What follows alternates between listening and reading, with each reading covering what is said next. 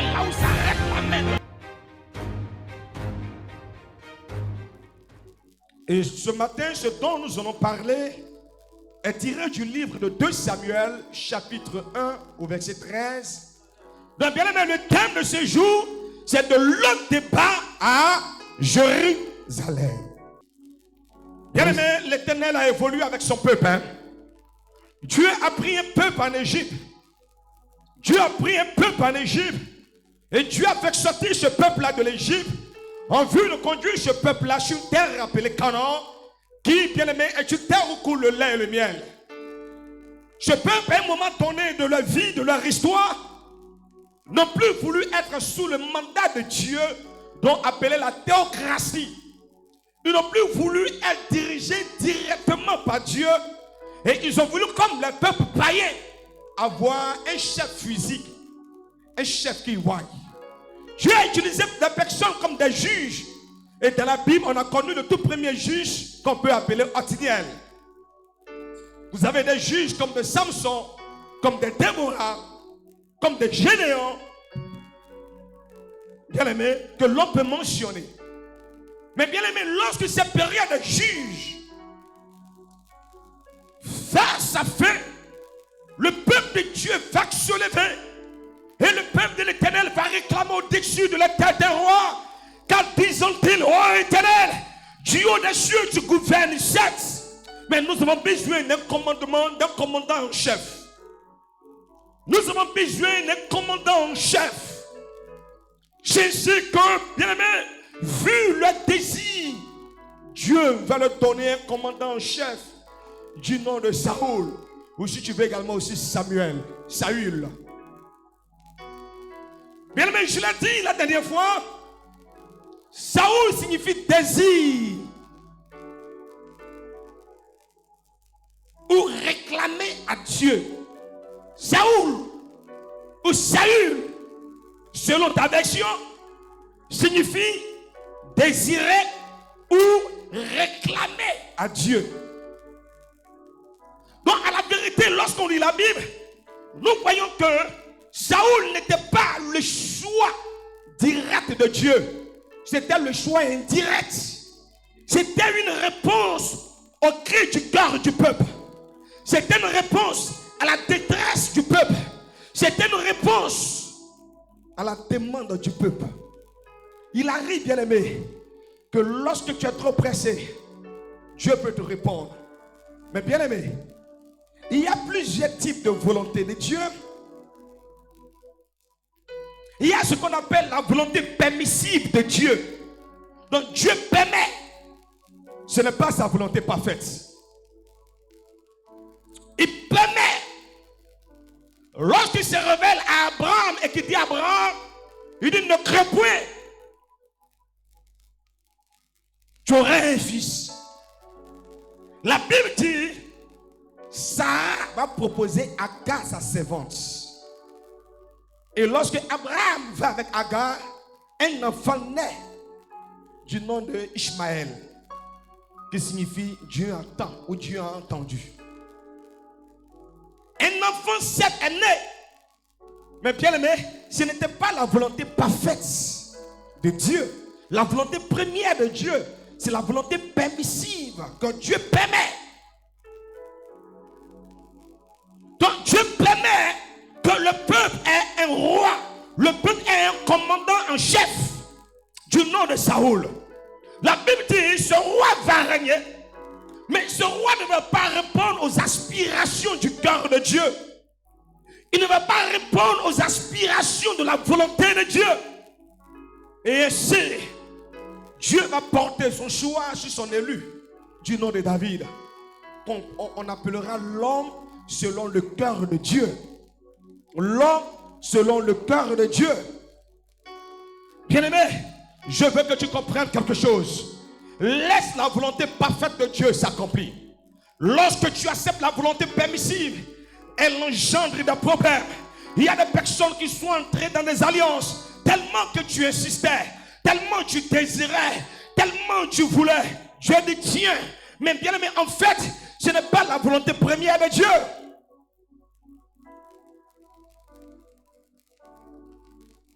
Ce n'est pas la volonté première de Dieu. Alors, la vie du roi David sera une vie bien-aimée de difficulté. Parce que le roi Saoul va l'empêcher de régner. Le roi Saoul sera un obstacle au règne du roi David. De difficulté en difficulté, de souffrance en souffrance, de douleur en douleur, d'humiliation en humiliation. Et c'est ainsi, bien-aimé, que l'un des fils du roi Saoul, du nom de Jonathan, va s'attacher à David. La Bible dit, il aimera David comme son âme. Et toutefois que son père avait un projet de nuire à la vie de David, il prenait David et le cachait. Et Jonathan est rentré dans une alliance avec David. Voici qu'un jour, bien-aimé, une guerre s'éclate. Et Saoul meurt. Jonathan meurt. Ish-Bosheth et Abner fuient pour aller s'installer dans un autre royaume en vue de régner, en vue de gouverner. Là-bas aussi, la mort le trouve. La Bible déclare que Mephibosheth, qui est le fils de Jonathan et petit-fils de Saoul, restait le seul membre de la famille du roi Saoul. Et pendant, bien aimé, cette tuerie, pendant cette guerre, lorsque la gouvernante voulait fuir, lorsque la gouvernante voulait se sauver, la Bible dit ici, l'enfant tombe. Et lorsqu'il tombe, ses deux pieds meurent. Ses deux pieds sont foutus. Ses deux pieds sont écrasés. Alléluia. Et ainsi, lui qui est né sans handicap, il devient un handicap. Lui qui est né ayant la possibilité de marcher, lui qui est né d'un sang royal, lui qui est né fils de Jonathan, lui qui est né petit-fils de Saoul, la Bible dit, Mephibosheth va se retrouver sur un territoire hostile à la destinée, un territoire hostile à la paix, un territoire hostile à la gloire, un territoire hostile, bien-aimé, à la touche de Dieu, parce que la Bible déclare que Mephibosheth va s'installer à Lo-Débar. Oh, Lo-Débar signifie sans pâturage. Lo-Débar signifie sans pâturage, ou si tu veux, une terre sans paix. Oh, le psaume 23 dit, il me conduit où? Dans de verts pâturages. Il me conduit dans de verts pâturages. Il me conduit dans de verts pâturages. Il me conduit dans de verts pâturages. Et où il huile ma tête et ma coupe déborde. Et de lui, le bonheur et la grâce m'accompagneront tous les jours de ma vie. Et moi, j'habiterai à la maison de l'Éternel pour toujours. Mais bien aimé, Mephibosheth s'est installé à Lo-Débar et il s'est installé dans la maison de Maki. Tu sais ce que signifie Mephibosheth? Mephibosheth signifie celui qui enlève la honte. Est-ce que je parle à quelqu'un ce matin? Est-ce que je parle à une personne ce matin? Dis le débat. Mephibosheth signifie celui qui enlève la honte. Quel est le nom que tu portes? Écoute-moi bien aimé. Le nom de cet homme était en contradiction avec son vécu. Le nom de cet homme était en contradiction avec ce qu'il est en train de vivre, avec ce qu'il est en train de traverser. Certainement, puisque bien aimé, sa famille traversait une ombre d'ombre. Lorsque Mephibosheth est né, son père l'a dit, je t'appellerai Mephibosheth, celui qui dissipe la honte. Celui qui enlève la honte. Celui qui fait que tu n'as plus honte. Celui qui fait que lorsque tu marches, tu as la tête levée. Celui qui fait que lorsque tu marches, tu es honoré.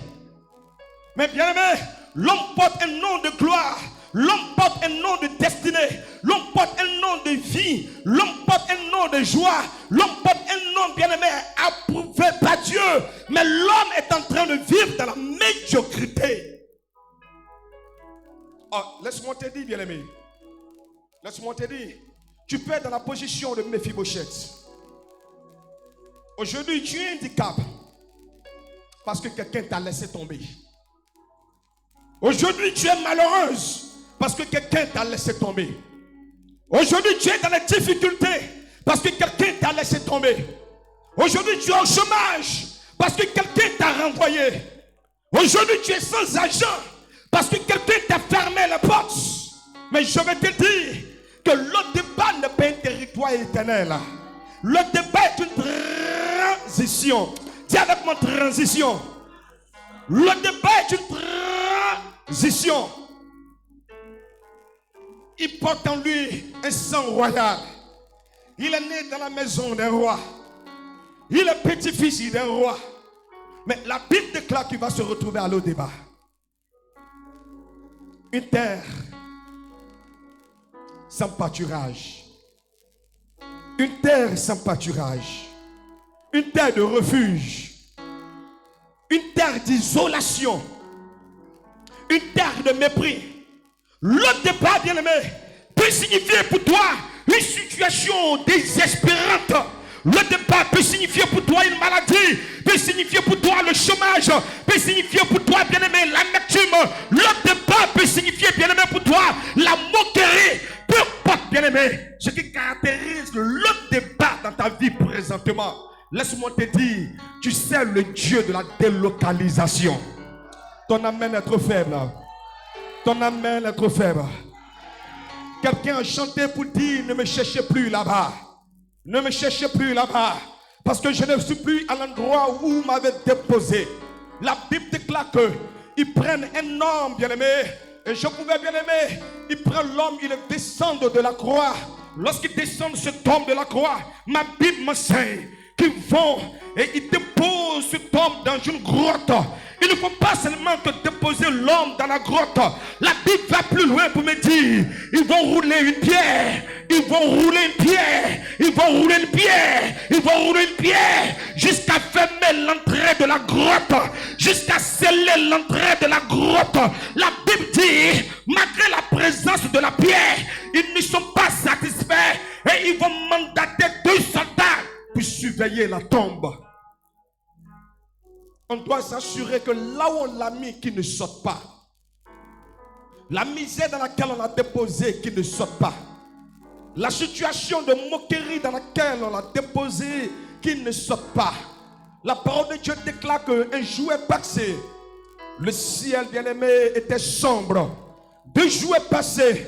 Le ciel restait sombre. Mais la Bible déclare que le 3e jour, des femmes d'audace, des femmes de foi, des femmes de distinction vont se rendre à la tombe. Mais lorsqu'elles arrivent en chemin, pendant qu'elles parlaient, la Bible dit, elles étaient en train de réfléchir, se disant, qui est-ce qu'on va trouver qui va nous enrouler la pierre? Parce que dans leur mentalité, la pierre est encore présente. Parce que dans leur pensée, la pierre est encore présente. Qui est-ce qu'on peut trouver pour nous enrouler la pierre? La Bible déclare, lorsqu'ils arrivent, et tout qu'il n'y a plus de pierre devant la tombe. Il n'y a plus de pierre devant la tombe. Non seulement l'obstacle est ôté, mais la Bible déclare que la tombe est vide. Et alors elle demande à un homme qu'elles ont trouvé, à un ange, où l'avez-vous mis? C'est le Dieu de la délocalisation. Toute tombe bien-aimée d'humiliation sera vide au nom de Jésus-Christ. Toute tombe de détresse sera vide au nom puissant de Jésus-Christ. Toute tombe de souffrance sera vide dans le nom puissant de Jésus. Toute tombe d'humiliation sera vide dans le nom de Jésus-Christ. là où t'ont déposé, ils reviendront et ne te trouveront plus là-bas dans le nom puissant de Jésus. Celui qui dit Amen reçoit au nom de Jésus-Christ. Amen veut dire que cela soit ainsi. Ah, ça c'est pour les Hébreux.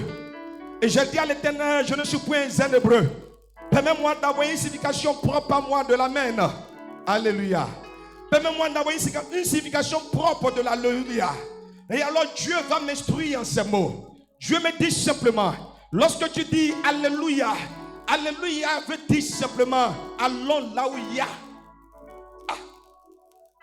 Alléluia. Allons là où il y a. Et alors quand tu dis Amen, il me dit simplement, cela veut dire amène-nous là-bas.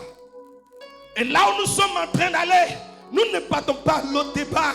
Parce que l'autre départ n'est pas notre terre d'exaucement. Nous ne partons pas à l'autre départ.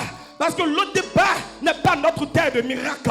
Nous ne partons pas à l'autre départ. Parce que l'autre départ n'est pas notre terre d'exaucement. Là où l'on se bat, n'est pas, bien aimé, l'adresse prévue de Dieu pour nous. Mais là où nous partons s'appelle Jérusalem, la cité de paix, la cité d'exaucement, la cité d'élévation. Celui qui dit Amen ce matin reçoit cela dans le nom de Jésus-Christ. Il y avait un serviteur de la maison de Saoul, nommé Siba, que l'on fit venir auprès de David. Le roi dit, es-tu Siba? Et il répondit, ton serviteur. Le roi dit, n'y a-t-il plus personne de la maison de Saoul pour que j'use envers lui de la bonté de Dieu? Oh, j'ai avec moi, use envers moi de la bonté de Dieu. Je ne t'entends pas, use envers moi de la bonté de Dieu. Use envers moi de la bonté de Dieu. Poursuis. Et Siba répondit au roi, il y a encore un fils de Jonathan, perclus des pieds. Le roi lui dit, où est-il? Et Siba répondit au roi, il est dans la maison de Makir, fils d'Amiel, à Lodébar. Le roi David l'envoya chercher dans la maison de Makir, fils d'Amiel, à Lodébar. Et Méphibosheth, fils de Jonathan, fils de Saoul, vint auprès de David, tomba sur sa face et se prosterna. David dit, Méphibosheth, et il répondit, voici ton serviteur. David lui dit, ne crains point, car je veux te faire du bien à cause de Jonathan, ton père. Allons-y. Je te rendrai toutes les terres de Saoul, ton père, et tu mangeras toujours à ma table. Il se prosterna et dit, qu'est ton serviteur pour que tu regardes un chien mort tel que moi? Le roi appela Siba, serviteur de Saoul, et lui dit, je donne au fils de ton maître tout ce qui appartenait à Saoul et à toute sa maison. Tu cultiveras pour lui les terres, toi, tes fils et tes serviteurs, et tu feras les récoltes, afin que le fils de ton maître ait du pain à manger, et Méphibosheth, fils de ton maître, mangera toujours à ma table. Or, Siba avait 15 fils. Dis or avec moi, dis or. Dis or. Or. Or. Siba avait 15 fils. Siba avait 15 fils et 20 serviteurs. Il dit au roi, ton serviteur fera tout ce que le roi mon seigneur ordonne à son serviteur. Et Méphibosheth mangea à la table de David comme l'un des fils du roi. Méphibosheth avait un jeune fils nommé Mika. Et tous ceux qui demeuraient dans la maison de Siba étaient serviteurs de Méphibosheth. Allons-y. Méphibosheth habitait à Jérusalem.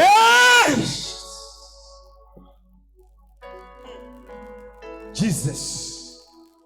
Méphibosheth habitait où? À Jérusalem. Car il mangeait toujours à la table du roi. Il était boiteux des 2 pieds. Il habitait à Jérusalem.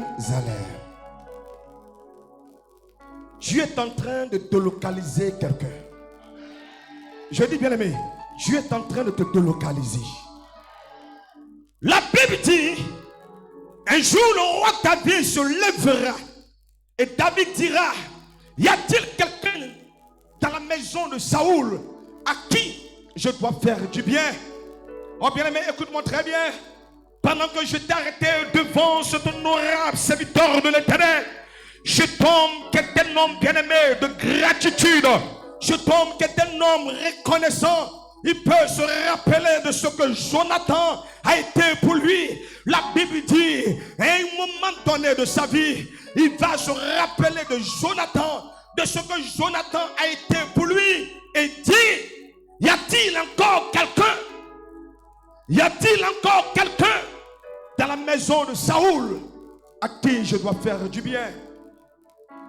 Pendant que j'y étais, la Bible dit, un homme du nom de Siba sera appelé. Et lorsque Siba se présente, il dit au roi David, oui, il y a un fils de Saoul, un petit-fils de Saoul et fils de Jonathan. La question qui lui a été posée, est-ce qu'il y a quelqu'un dans la maison de Saoul? Il répond par l'affirmative, oui. Mais il ne s'arrête pas là. Il poursuit pour dire mais. Il y a des Siba bien-aimés dans la destinée des personnes. Il poursuit pour dire oui. Il y a un fils de Jonathan, petit-fils de Saoul. Il est à l'autre départ. Alors, lorsque David dit, allez-y me le chercher, il dit, roi, il laisse trop pied des deux pieds. Tu ne connais pas une femme, je veux me marier. J'ai vu Judith, qu'est-ce que tu en penses? Rien n'est pas mal. Mais, qui est le Siba qui ajoute les mais à ta destinée? Qui est le Siba qui est là pour révéler ton infimité? Il y a des Siba dans la maison de Dieu. Il y a des Siba dans le voisinage. Il y a des Siba dans la famille. Il y a des Siba là où tu travailles. Il y a des Siba dans ton entreprise. Ils sont là pour indexer ton infimité, pour indexer ton incapacité, pour indexer ta maladie. Le roi lui a demandé, est-ce qu'il y a quelqu'un? Lui, roi, il y a quelqu'un. Point barre. Mais il dit, roi, il y a quelqu'un. Mais, pourquoi? Parce que Siba sait que la loi de Moïse empêche un estropié d'entrer dans la cité de Dieu. Siba sait que la loi mosaïque empêche quelqu'un qui est infime d'entrer dans l'assemblée des saints. Il dit à David, il y a quelqu'un. Mais roi, cet homme-là, il est estropié des pieds. Cet homme-là, oh, vous savez bien aimé, lorsque le temps de votre destinée arrive, lorsque l'éclosion de votre destinée arrive, lorsque l'éclosion de votre bénédiction bien-aimée est manifeste, il y aura toujours des personnes qui vont indexer ton incapacité. Quelqu'un vient d'arriver à l'église aujourd'hui, mais ils parleront de toi au passé. Alléluia. Qui ce matin ici peut se distinguer comme étant un membre de la famille de Siba? Lui, là, tu ne le connais pas. Ça fait longtemps que je le connais. Il est ceci, il est cela. La question n'a pas été le cas. La question est de savoir, est-ce qu'il y a quelqu'un? Est-ce que tu connais quelqu'un de la maison de Saoul pour que je puisse bénir cette personne? Est-ce que tu connais quelqu'un de la maison de Jonathan pour que je puisse bénir cette personne? Il dit oui, mais l'homme que je connais est estropié. David n'a pas dit je vais marcher avec lui. Est-ce que c'est ce qu'il a dit? Il n'a pas dit je vais marcher avec comme Mephibosheth. Il dit non, il va s'asseoir à la table du roi. Vous savez, David est un homme à qui Dieu a donné la révélation de la table. Parce que la table royale, ou la table à manger, la table à dîner, est une table, bien-aimé, qui va commencer à partir, si tu veux, de ta poitrine. Et cette table-là, bien-aimé, va descendre jusqu'à ta hanche, jusqu'à ton genou. Et celui qui est assis à une table royale, celui qui est en face de lui, est incapable de savoir si je tombe à cette table et encore les jambes ou pas. Parce que la table royale a la capacité de cacher ton infimité. Quand je me tiens là, je ne peux savoir si j'ai un pied ou je n'ai pas de pied. Il dit appelle-le parce que j'ai le mystère de la table. C'est quoi il dit? Je dresse une table en face de tes adversaires. Là où tes adversaires disaient que tu es capable de recevoir ça. Tu n'es pas là à l'école. Elle n'a pas de diplôme. Il n'a pas de diplôme. Il ne sait pas s'exprimer. Son français n'est pas correct. Lorsque Dieu veut te bénir, Dieu ne cherche pas ton infimité. Dieu ne cherche pas ton handicap. Dieu ne cherche pas ton défaut. Mais ce que Dieu est en train de faire, Dieu couvre ton infimité en vue de te bénir. Il y a des sibas dans la maison de Dieu. Il vient d'arriver. Pourquoi lui et pourquoi pas moi? Il y a des sibas dans la famille. Je suis le plus instruit. Pourquoi lui et pourquoi pas moi? Il y a des sibas dans l'environnement. En fait, bien aimé, que Dieu tend la main sur quelqu'un. Que Dieu tend la main sur quelqu'un. Que Dieu tend la main sur quelqu'un ce matin. Alléluia. La Bible dit, Siba était le serviteur de qui? De Saoul. Donc, si Siba est le serviteur de Saoul, Siba est qui pour Mephibosheth? S'il est serviteur de Saoul, le grand-père de Mephibosheth, il est qui pour Mephibosheth? Il est serviteur. Mais bien aimé, la Bible déclare que Siba devient patron. Il vit à Jérusalem. Il dort à Jérusalem. Il a des serviteurs. Et Mephibosheth vit à Lodéba. Je ne suis pas venu pour être loin, bien aimé. Je suis venu juste te dire, dans toutes les sphères de la vie, là où la section d'éclosion se manifeste, là où la section de la gloire arrive, il aura des sibas à qui une question sera posée, mais ils vont outrepasser la question qui leur a été posée. Des sibas à qui une responsabilité sera confiée, mais qui vont outrepasser la responsabilité qui leur a été confiée. Des sibas à qui une parole a été dite, mais qui vont outrepasser la parole qui leur a été dite. Tel Satan qui dit à Ève, Dieu a-t-il réellement dit? Elle dira, Dieu dit, vous n'y toucherez point et vous n'y mangerez point. Dieu n'a pas dit vous ne toucherez pas. Dieu a dit simplement vous ne mangerez point. Mais Ève a ajouté. Ève a ajouté. Donc Siba a ajouté. Il a estropié des pieds. Est-ce que je parle à quelqu'un? Est-ce que je parle à quelqu'un? Est-ce que je parle à quelqu'un? Je dis à quelqu'un, tout poteau comme Mordokai a dressé. Mais bien aimé, ce poteau-là, à la vérité, n'est pas lui qui l'a planté. C'est Aman qui a planté ce poteau. À la vérité, c'est Aman qui a dressé ce poteau dans le but de pouvoir nuire à Mardochée. La Bible dit, le poteau que Aman a rédigé, a dressé, a construit pour tuer Mordokai, finalement, c'est lui qui s'est retrouvé sur ce poteau-là. Écoutez très bien, bien-aimé. Es-tu dans la posture de Mephibosheth? Y a-t-il des gens qui sont là pour indexer ton infimité, ton incapacité? Oh non, elle est illettrée, il est illettré. Il est limité. Y a-t-il des gens qui sont là pour rappeler Rahab, la prostituée? Y a-t-il des personnes qui sont là pour dire à Ruth, Ruth l'incestueuse? Y a-t-il des personnes comme des Siba? Laisse-moi te dire que Dieu appelle des personnes comme des David.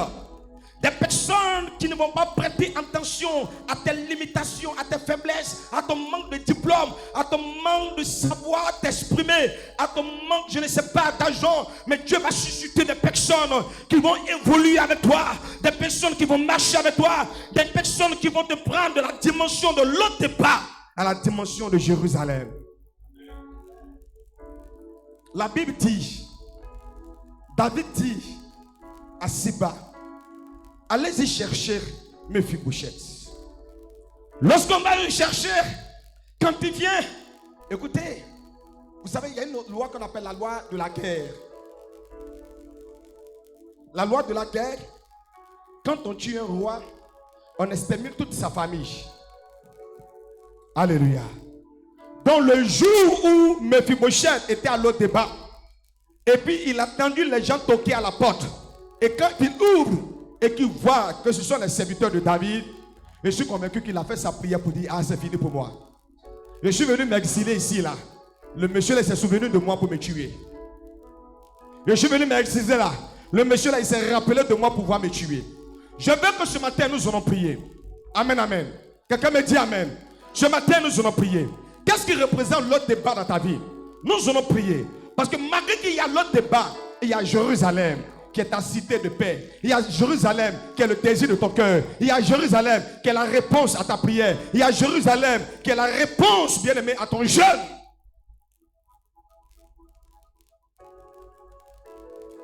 De même que Siba a été envoyé à l'autre débat d'aller chercher Mephibosheth. C'est comme cela, Aman a été envoyé d'aller chercher Madouché. Alléluia. Je dis alléluia à quelqu'un. Je dis alléluia à quelqu'un. Je dis alléluia à quelqu'un. Que toute ta main dans ta destinée tombe au nom de Jésus-Christ. Que toute ta main dans ta vie tombe dans le nom de Jésus-Christ. Toute ta main qui a dressé un poteau, qu'il soit pendu à ce poteau dans le nom puissant de Jésus-Christ. La Bible dit, il poursuit et le roi dit à Siba, il dit Siba, viens. Le roi appela Siba, serviteur de Saoul, et lui dit, je donne au fils de ton maître tout ce qui appartenait à Saoul et à toute sa maison. Oh, verset 10, c'est intéressant. Lis-le pour moi. Lis-le pour moi. Lis-le pour moi. Dieu humilie tes ennemis au nom de Jésus-Christ.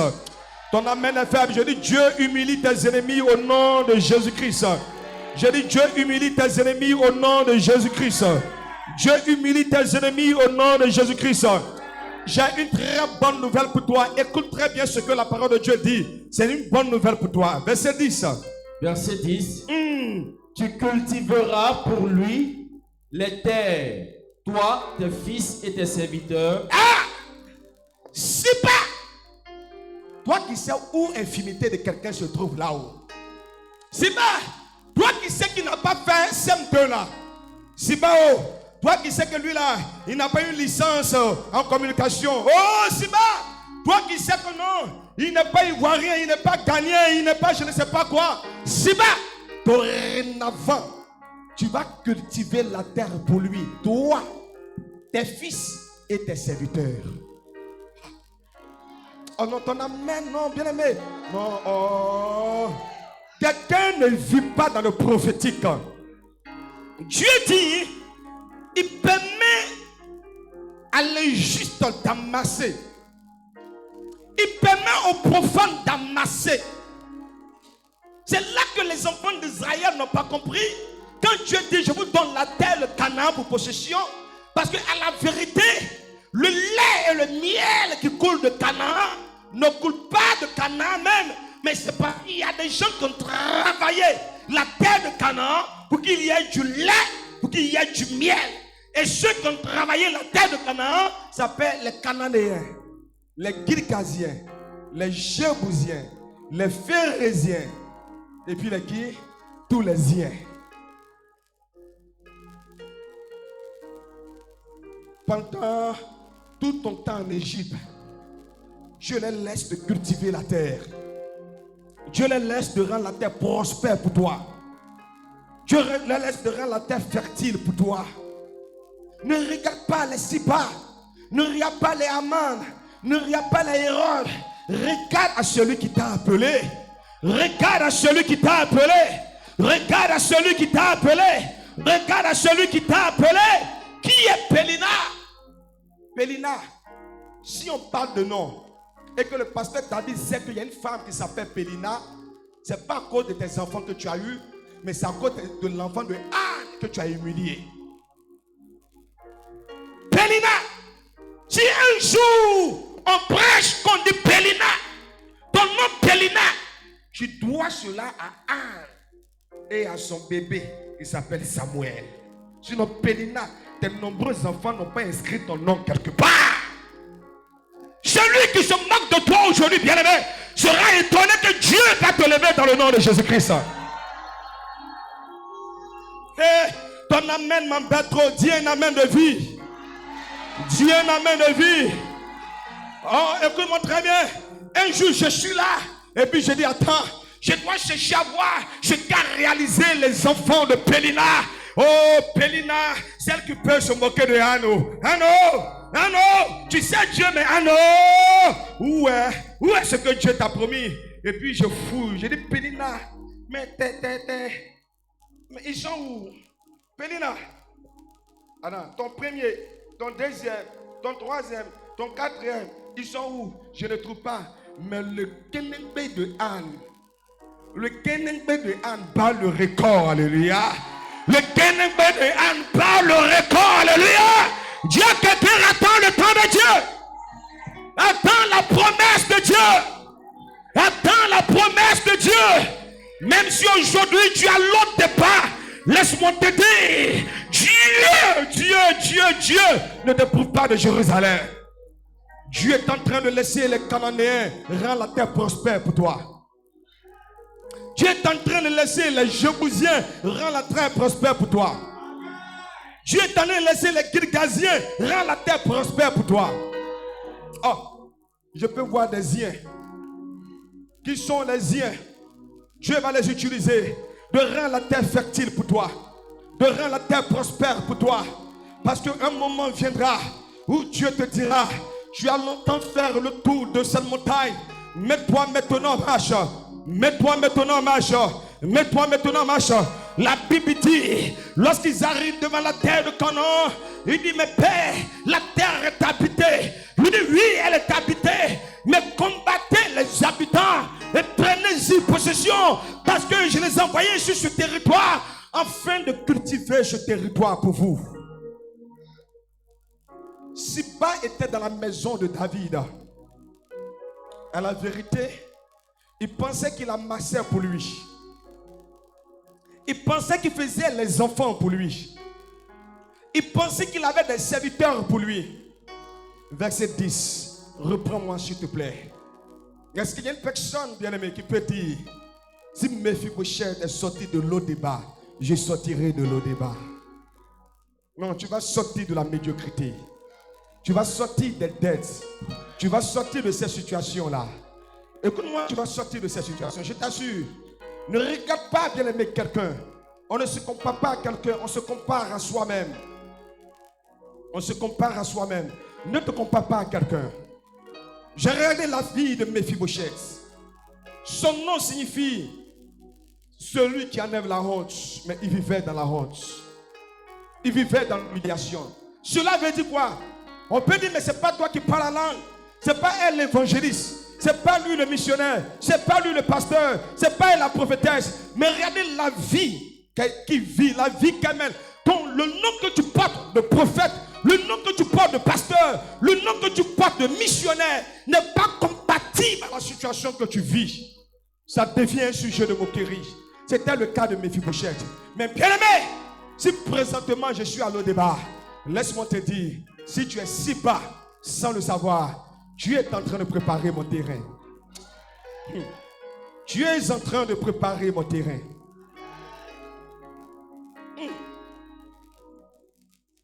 Reprends, allons-y. Qu'est-ce qu'il dit? Tu cultiveras pour lui les terres. Tu cultiveras pour lui des terres. Toi, tes fils et tes serviteurs. Et tu feras les récoltes. Afin que le fils de ton maître. Ait du pain à manger. Oh, doucement. J'ai dit le départ signifie quoi? Sans pâturage. Aussi terre sans pain.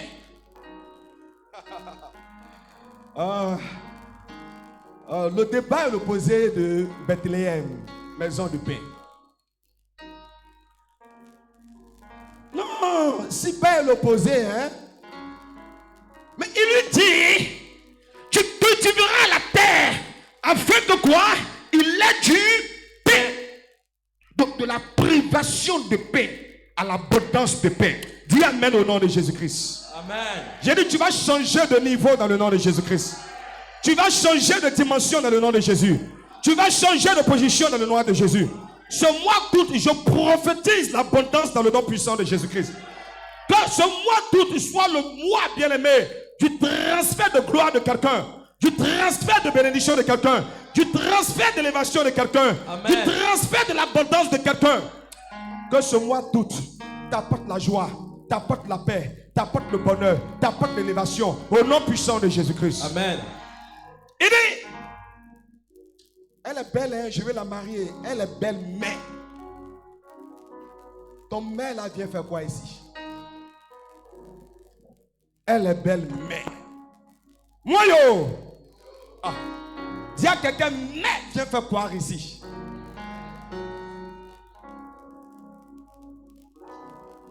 Mais est quoi? Conjonction de quoi? De coordination.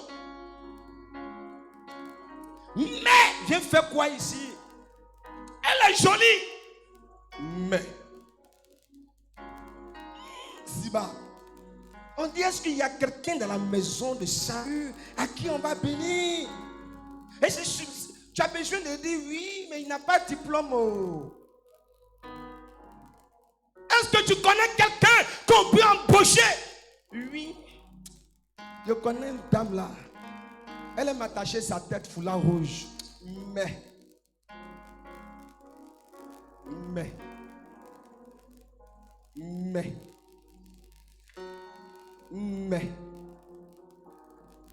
On dit, est-ce que tu connais un jeune homme qui interprète en anglais? Il dit oui, je connais un jeune homme. Mais. Devant sa tête là, il y a un cheveu qui manque un peu.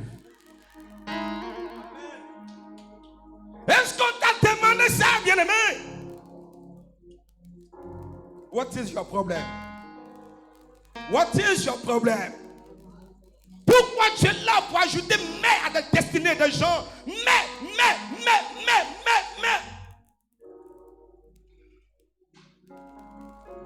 Y a-t-il quelqu'un que je peux bénir? Oui.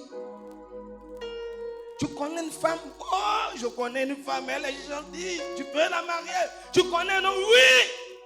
Mais ton mère là vient chercher quoi ici? Alors, comme tu aimes ajouter les mets, David dit, tu cultiveras le sol, toi, tes fils et tes serviteurs, afin que le fils de ton maître ne manque pas de paix. Allons-y. Allons-y pour terminer. Allons-y. Et Mephibosheth, fils de ton maître, mangera toujours à ma table. Or Siba, avec 15 fils, il avait 15 fils et 20 serviteurs.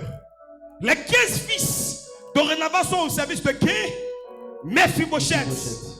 Les 20 serviteurs sont dorénavant au service de qui? De Mephibosheth. Tout accoutrement, brusquement, soudainement, allons-y, immédiatement, tout suitement, en même temps, Mephibosheth devient patron de 35 serviteurs. Est-ce que j'ai mal calculé? Hein? Immédiatement. Allons-y, aidez-moi. Tout accoutrement, quelqu'un va? Subitement. Soudainement, immédiatement, tout suitement, Brusquement. Brusquement, hein? Tout accoutement, instantanément. Allons-y. En même temps. En même temps, tu quittes le départ, toi tu arrives, boum, tu es patron, et puis 35 serviteurs travaillent pour toi. Quand Dieu veut te bénir, Dieu ne regarde pas ton infirmité. Quand Dieu veut te bénir, il ne regarde pas ton handicap. Bien-aimé, faites confiance à l'Éternel. Regardez à l'Éternel. Arrête de te morfondre sur ce que tu n'en as pas. Aie une vie de prière, aie une vie de consécration. Ne dis pas si j'étais à l'école, c'est fini, tu n'es pas à l'école, Ouah, c'est fini. Il n'y a rien qui peut passer pour qu'aujourd'hui tu es à l'école, c'est fini. Tu ne sais pas écrire ton nom, c'est fini. Là où tu es, tu dois demander maintenant la grâce de Dieu pour que la grâce te localise. Mais lorsque la grâce te localise, la grâce ne demande plus tes diplômes. Lorsque la grâce te localise, la grâce ne demande pas ton ethnie. Lorsque la grâce te localise, la grâce ne demande pas ta nationalité. Lorsque la grâce te localise, la grâce ne fait que te bénir. Méphi-Bochette. J'aime le traduire par méfie-toi de ceux qui sont beaux et qui échouent. Méphi-Bochette. Il quitte à l'autre débat. Il quitte dans la pauvreté. Il quitte dans l'humiliation. Il quitte dans la souffrance. Il quitte dans les difficultés. Mais lorsqu'il arrive à Jérusalem, il devient l'hôte de table de David. Et il devient dorénavant patron de 35 serviteurs. Mais ce n'est pas fini. Parce que Siba aussi est un serviteur. Parce que David a dit, toi, tes enfants et tes serviteurs. Ça fait 36 personnes qui travaillent maintenant pour lui. Dieu va le faire pour toi. J'ai dit Dieu va le faire pour toi. Dieu va le faire pour toi. Il est capable de te délocaliser de l'humiliation à la gloire. Il a pris Anne de la stérilité à la fécondité. Il a pris Joseph du rejeté, du méprisé de ses frères. Et il a fait de Joseph gouverneur en Égypte. Il n'y a rien qui soit impossible à ce Dieu. Ne regarde pas ton aujourd'hui pour te morfondre. Parce que Dieu, quand il veut te bénir, il ne va pas consulter ton passé. Il ne va pas pour savoir si hier tu avais fait un avortement. Si hier tu avais triché. Non, Dieu ne va pas pour consulter. C'est quoi? Les gens peuvent parler du passé de Rahab. Mais lorsque Dieu regarde Rahab, il voit une femme de qui est sortir un Messie, un sauveur. Je veux simplement te dire, connecte-toi à Dieu, mets de l'ordre dans ta vie et considère que la nouvelle naissance est pour toi un nouveau départ. Et dans ce nouveau départ, laisse Dieu transformer ta vie. Dans ce nouveau départ, laisse Dieu faire ta vie. Dans ce nouveau départ, laisse Dieu agir dans ta vie. Mon père ne m'a pas mis à l'école, j'ai compris. Ma mère ne m'a pas aimé, j'ai compris. Je suis orphelin de père et de mère, j'ai compris. Si mon père vivait, je serais dans tel endroit, j'ai compris. Si ma mère vivait, j'aurais telle chose, j'ai compris. Mais bien aimé, la réalité et la vérité sont deux choses différentes. Ce dont tu es en train de me parler, tu me parles de la réalité. Mais Dieu ne parle jamais de la réalité. Dieu parle de la vérité. C'est là il dira que le faible dit je suis fort. Et que le malade dit je suis guéri. Et que le pauvre dit je suis riche. C'est ça la vérité. Ce que les hommes regardent n'est pas ce que Dieu regarde. Les hommes ont la myopie. Dieu n'a pas la myopie. La myopie, quand il voit ton aujourd'hui. Non. Opa a regardé Naomi. Opa a vu aujourd'hui. Mais quand Ruth regardait Naomi, Ruth regardait après aujourd'hui. Que Dieu tend la main sur quelqu'un. Que Dieu tend la main sur quelqu'un. Tiens-toi debout ce matin. Tiens-toi debout ce matin. Tiens-toi debout ce matin. Et que la main de Dieu te localise. Que la main de Dieu te localise. Que la main de Dieu te localise. Que la main de Dieu te localise. Que la main de Dieu te localise. Dico, donne-moi la lecture. Que la main de Dieu te localise.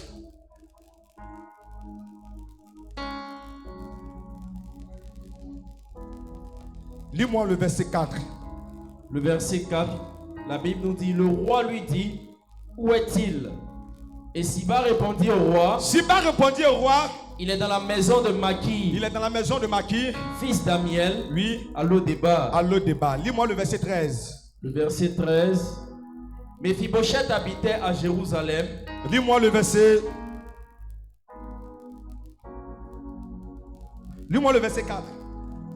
Verset 4. Verset 4b. Tu maîtrises lorsqu'on dit B. Verset 4b. Oui. La Bible. Et Siba répondit au roi. Il est dans la maison de Maki, fils d'Amiel à Lo-Débar. Verset 13. Verset 13. Mephibosheth habitait à Jérusalem. Verset 4b. Verset 4b. Et Siba répondit au roi. Il est dans la maison de Maki, fils d'Amiel à Lo-Débar. Verset 4, il était où? À Lo-Débar. Verset 13, il était où? À Jérusalem. Dieu va le faire pour toi aussi. Nous allons prier pour le Seigneur. Aujourd'hui, c'est le 8e mois. Le mois de l'alliance. Le mois de la circoncision. Le mois de la circoncision. Tu vas prier le Seigneur. Et tu vas demander à l'Éternel de te faire sortir de Lo-Débar. J'ai dit, Lo-Débar peut signifier beaucoup de choses pour toi. Il faut voir la situation d'amertume que tu vis. Elle s'appelle Lo-Débar. La situation de détresse que tu vis, elle s'appelle Lo-Débar. La situation de limitation que tu vis, elle s'appelle Lo-Débar. Mais bien aimé, Dieu dit, ta cité c'est Jérusalem. Si réellement ton désir est le mariage et que tu ne l'es pas, le célibat peut représenter Lo-Débar. Je dis si c'est ton désir, le célibat peut représenter Lo-Débar. Alléluia. La pauvreté peut représenter Lo-Débar. Le chômage peut représenter Lo-Débar. La douleur dans ton corps peut représenter Lo-Débar. La nuit, pendant que les gens dorment, tu luttes sur ton matelas. Tu as l'insomnie. Tu t'es trop battu dans la vie. Dis à l'Éternel, je veux rentrer dans ma nouvelle Jérusalem. Tu vas répéter après moi. Seigneur Jésus, ce matin, je prie. De la même manière que tu as délocalisé Mephibosheth. De la même façon que tu as délocalisé Mephibosheth. Seigneur, fais-moi sortir de Lo-Débar. Fais-moi sortir de Lo-Débar. Fais-moi sortir de Lo-Débar. Fais-moi sortir de Lo-Débar. Fais-moi sortir de Lo-Débar. Fais-moi sortir de Lo-Débar. Fais-moi sortir de Lo-Débar. Ouvre la bouche et prie. Nous allons prier le Seigneur. Et bien aimé, tu vas localiser ce qui représente pour toi Jérusalem. Que Jérusalem de ma vie, qui est telle chose, se manifeste. David a dit à Mephibosheth, tu mangeras à la table du roi. Et la Bible dit, Mephibosheth habitait à Jérusalem. J'aime cette expression. Il habitait à Jérusalem. Il n'habitait plus à Lo-Débar. Il n'habitait plus dans le chômage. On ne pouvait plus l'appeler sans activité. On ne pouvait plus l'appeler le malade ou la malade. Peu importe. Tu vas élever la voix, tu vas prier. Si ce sont tes affaires, tes activités, tu vas demander à l'Éternel d'intervenir dans tes activités. D'apporter la paix. Parce que Jérusalem signifie cité de paix. D'un Dieu d'apporter la paix dans ta vie, la paix dans ton âme, la paix dans ton corps, la paix dans tes activités, la paix dans ton foyer, la paix dans ta famille, la paix dans ta maison, la paix dans l'église de Dieu. Ouvre la bouche et prie.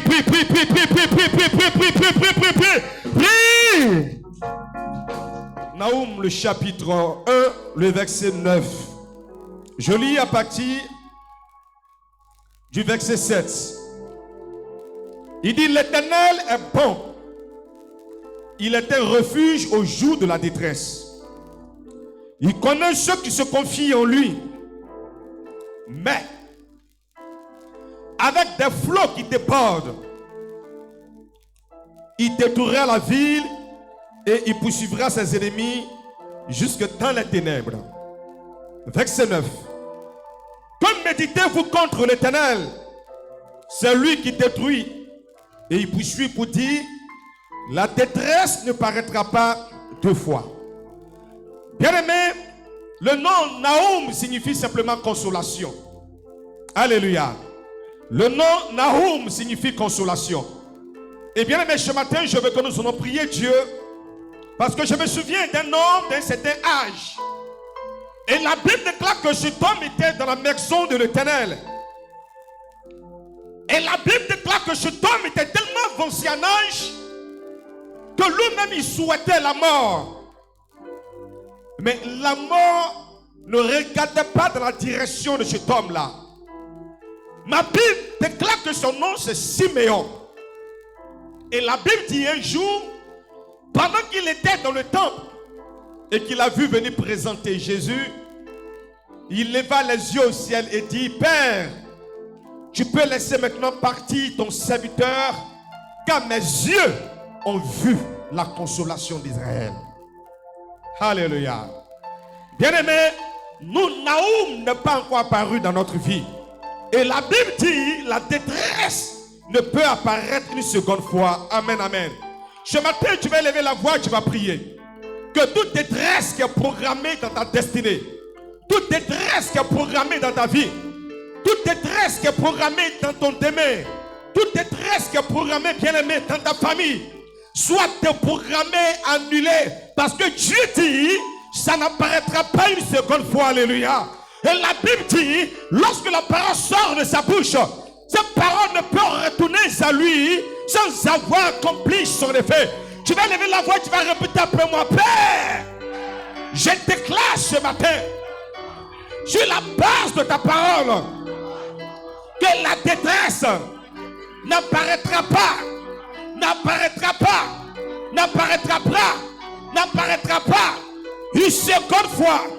Père, mes yeux n'ont pas encore contemplé la consolation. Mes yeux n'ont pas encore vu la consolation. Ce matin, je me tiens dans le sang de Jésus et je me lève contre toute détresse planifiée contre ma famille, contre ma maisonnée, que cela soit déprogrammé, que cela soit vu en échec. Elle est là-bas et commence à prier, prie ton Dieu, prie. Ce matin, elle est là-bas et prie ton Dieu, parle à l'Éternel, parle à l'Éternel. Pendant que tu pries, l'atmosphère est en train de se conditionner. Dans le livre de Nahum, le chapitre 2, le verset 1 dit, voici, sur la montagne, les pieds du messager qui annonce la paix. Célèbre tes fêtes, Judas, accomplis tes vœux, car le méchant ne passera plus au milieu de toi. Il est entièrement exterminé. Il dit, voici, sur la montagne, les pieds du messager qui annonce la paix. Et il dit à Judas, il dit à David, il dit, célèbre ta fête. Pourquoi dois-je célébrer la fête? Car, il dit, l'ennemi ne passera plus par là parce qu'il a été exterminé. Donc, aussi longtemps qu'un ennemi passe dans ta vie, tu ne peux pas célébrer. Alléluia. Donc, la présence de l'ennemi est l'absence de la célébration. Selon Nahum, le chapitre 2, verset 1. La présence de l'ennemi est l'absence de la célébration. Il lui dit, Judas accomplit tes vœux, car le méchant ne passera plus au milieu de toi. Il est entièrement exterminé. Bien aimé, nous allons prier. Nous allons prier, alléluia. La Bible dit, Hérode voulait tuer Jésus. Hérode voulait tuer Jésus. Et l'ange a dit à Joseph de prendre l'enfant Jésus et de fuir en Égypte. Aussi longtemps que Hérode avait la vie, Jésus était en exil. Aussi longtemps que Hérode était en vie, Jésus était sur une terre étrangère. Il n'était pas dans sa destinée. Il n'était pas dans le plan conçu par Dieu pour lui. Et l'ange dit à Joseph, retournez maintenant à Bethléem, car celui qui voulait tuer l'enfant est mort. Alléluia. Ton euro doit tomber ce matin dans le nom de Jésus. Donc ton amène est trop faible. J'ai dit, l'euro de ta vie doit tomber dans le nom de Jésus.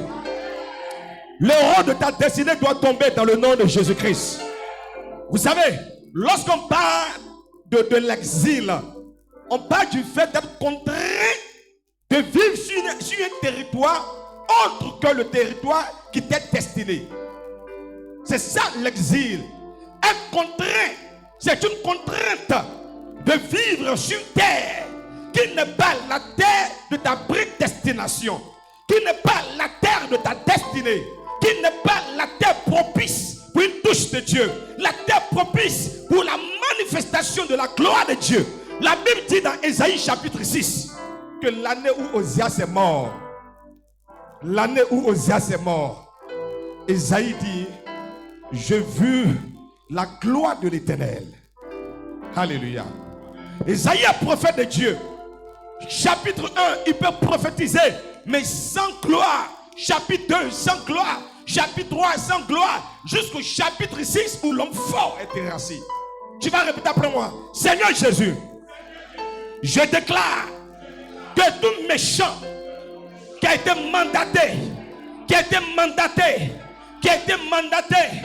pour m'ôter la joie, pour m'ôter la célébration, pour m'ôter la réjouissance, tombe et meurt,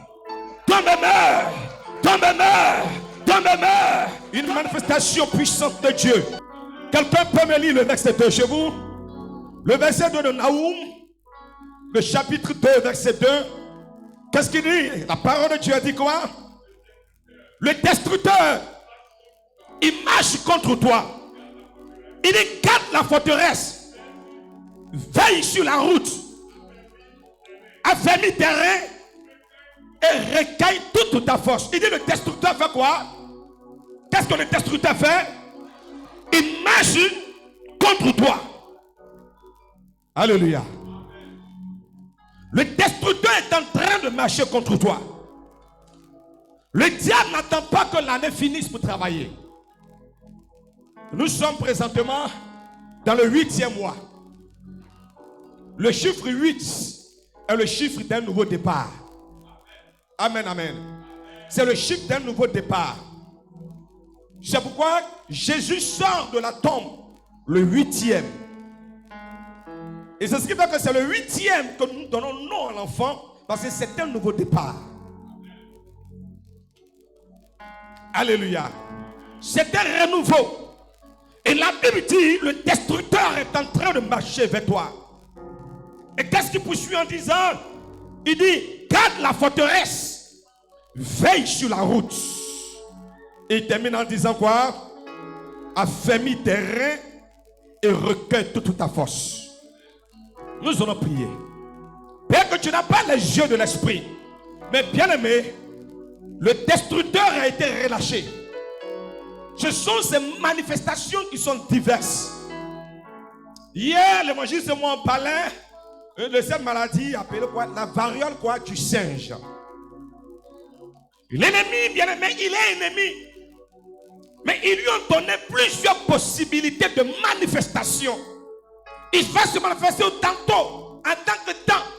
Demain, en tant que temps. Après-demain, en tant que temps. N'empêche que c'est le même ennemi. La Bible dit dans Matthieu le chapitre 13, pendant que les gens dormaient, son ennemi vint. Et il s'est mal livré parmi le blé et s'en alla. Le verset 39 dit, l'ennemi qui l'a sémé, c'est qui? C'est le diable. Nous allons lever la voix, nous allons prier. Le destructeur qui marche vers toi, il marche pour détruire quoi?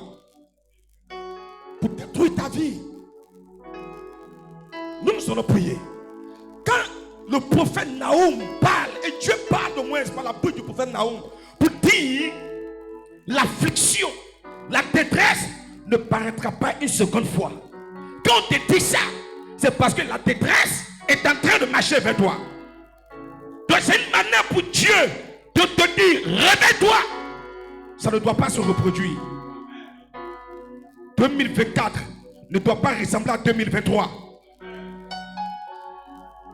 Août 2024 ne doit pas ressembler à août 2023. Il t'interpelle pour dire, lève-toi.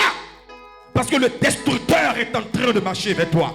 Il dit, veille sur ta route, veille sur ta vie, veille sur ton engagement, veille sur ta responsabilité aux choses spirituelles. Tu vas lever la main droite, lève la main droite. Dis, Seigneur, je lève ma main. Seigneur, où est cette main? Où est cette main qui se lève vers toi? Afin que tout destructeur en chemin pour nuire à ma vie, soit neutralisé. Pendant que je bats les mains, que toute destruction de ma vie soit neutralisée par le mépris, par le mépris, par le mépris, par le mépris, par le mépris, par le mépris, par le mépris. Que dans la solitude, Dieu met un chemin. Dans la solitude, Dieu met un chemin. Dans la solitude, Dieu met un chemin. N'est-ce pas lui qui a dit en Isaïe 43, il ne pense plus aux événements passés, car je fais une nouvelle chose qui est sur le point d'arriver. Il est dans le chemin, dans le désert un chemin, et dans la solitude un fleuve d'eau. Nous voulons te bénir et te dire merci. Oh bien-aimé, tu vas simplement dire qu'il y a une prophétie sur ma vie. Répète après moi, il y a une prophétie sur ma vie. Il y a une prophétie sur ma vie. Il y a une prophétie sur ma vie. Seigneur, je réussirai. Je n'échouerai point. Je n'échouerai point. Tout échec avait été planifié. Toute mort qui avait été planifiée. Toute maladie qui avait été planifiée. Tout problème qui avait été planifié. En ce jour de 4 août, je neutralise. Je neutralise. Je neutralise. Je neutralise. Je neutralise. Au nom puissant de Jésus. Il dit, Siméon, tu ne mourras pas parce que tu es porteur d'une vision. Siméon, tu es porteur d'une vision. La maladie peut se présenter, mais parce que tu es porteur d'une révélation de Dieu, tu es porteur d'une prophétie de Dieu, tu es porteur d'une prophétie d'Elohim. Oh, merci Jésus. Toujours dans Naoum. Allons au chapitre 4. Allons au chapitre 4. Allons au chapitre 4, toujours dans Naoum. Serviteur de Dieu, fais-moi la lecture. Qu'est-ce qu'il dit? Naoum chapitre 2, lis le verset 3 s'il te plaît. Car l'Éternel rétablit la gloire de José. Laisse Jacob là où il est. L'Éternel rétablit la gloire de David. Allons-y. Parce que les pillards les ont pillés et les ont détruits. Verset 10. Piller l'argent, piller l'or.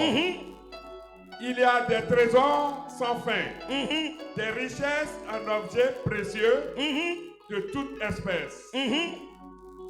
On pille, on dévaste, on ravage, et les cœurs sont abattus. Les cœurs sont abattus. Les genoux chancellent, tous les reins souffrent, tous les tous les visages pâlissent. Alléluia. Et les visages pâlissent.